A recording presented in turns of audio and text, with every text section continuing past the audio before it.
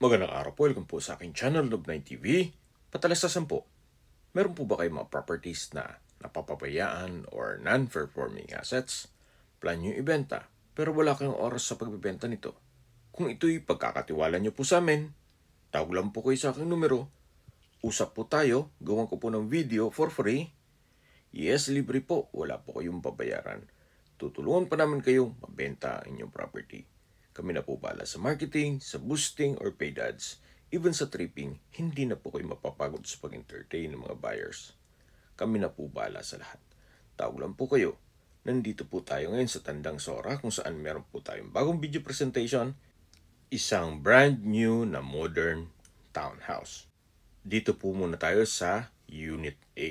Then, ibubukod natin ng video yung Unit B at Unit C. Ito pong Unit A ay may lot area na 77.43 square meters at may floor area na 213.8 square meters. Napakaganda po ng lokasyon, malapit po sa lahat. Gaya ng St. Mark Integrated School, Tandang Sora Public Market, sa Jollibee, Greenwich, Mang Inasal, Goldilocks, Watsons, Mercury Drug, Pure Gold, at iba pang business establishments. Ang kagandahan pa po dito, ito'y flood-free area. Meron na rin po itong steel gate. Samahan niyo po ako, pasok po tayo. Ito po yung covered carport. Then ito pong flooring ay may mga pebbles. At dito naman po yung main door kung saan ito ay solid wood. Dito naman po yung living area o salas. Naka-ceiling cove design, may pin lamps, then pulido po ang pagkapalitada. At premium tiles po ang ginamit dito sa flooring. Napakaaliwalas po. Gawa ng ito'y open concept lang, walang partitions. At dito naman po yung stairs. Ito yung naka-wooden staircase, wooden handrail, at glass railing. Dito naman po yung dining area at kitchen. Then dito po sa side na to, pwede pong maglagay na under stair storage at pwesto na rin ng refrigerator. So ito po yung formal kitchen. May modular cabinet, kitchen countertop with stainless sink with faucet. Naka-ceiling cove design na rin po with pin lamps. May storage po ng kitchen utensils and drawers. Then may space para sa microwave. Napaganda po ng disenyo at malaki naman po ang espasyo nito. Ito pong access door ay papunta sa maid's quarter, service area at common toilet and bath. Naka-wooden door, then from floor to ceiling po ang tiled bathroom wall. Maayos ang toilet fixtures, may vanity mirror, bathroom sink, water closet, at overhead shower. At dito naman po sa kabila, yung maid's quarter. Naka-tile flooring, maayos naman ang pintura nito, at meron pong sariling glass window. Labas po tayo. So mula naman po dito sa maid's quarter, dito naman po yung service area o dirty kitchen. Meron din pong countertop with sink and faucet at cabinet.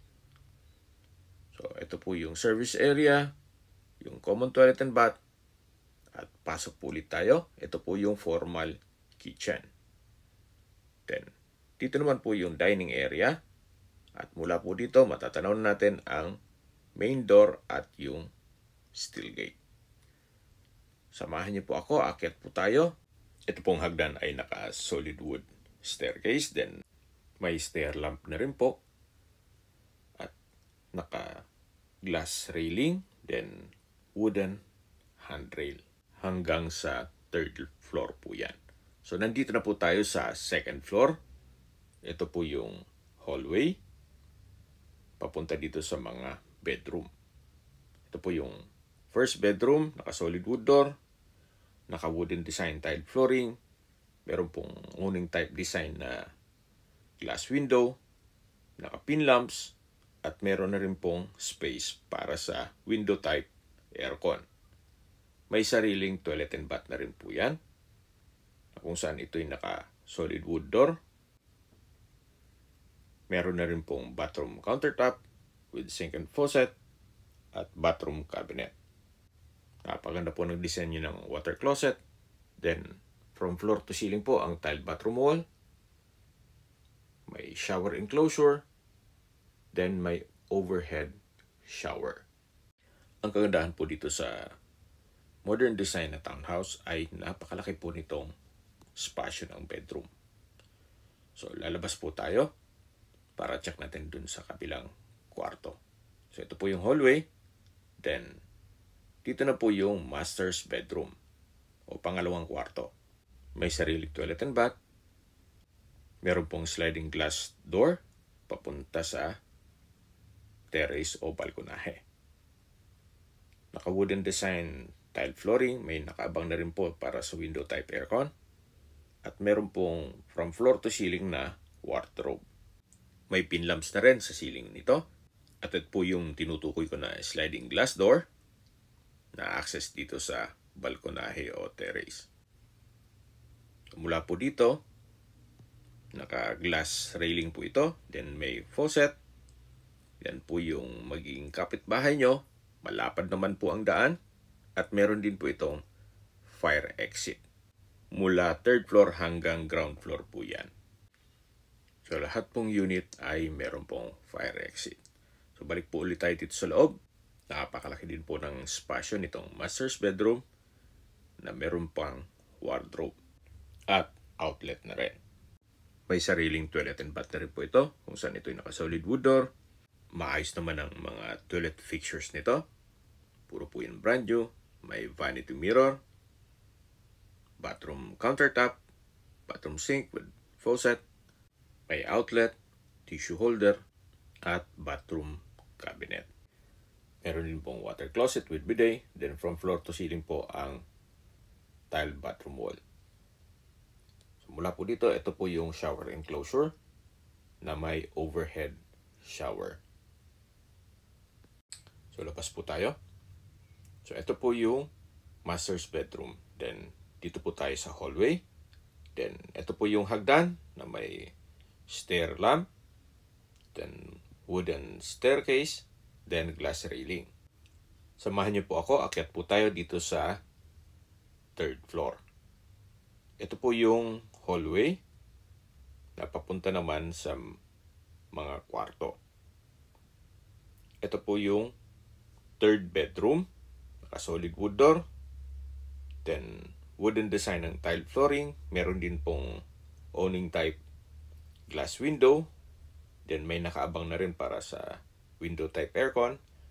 Napakalaki din po ng espasyo nitong third bedroom.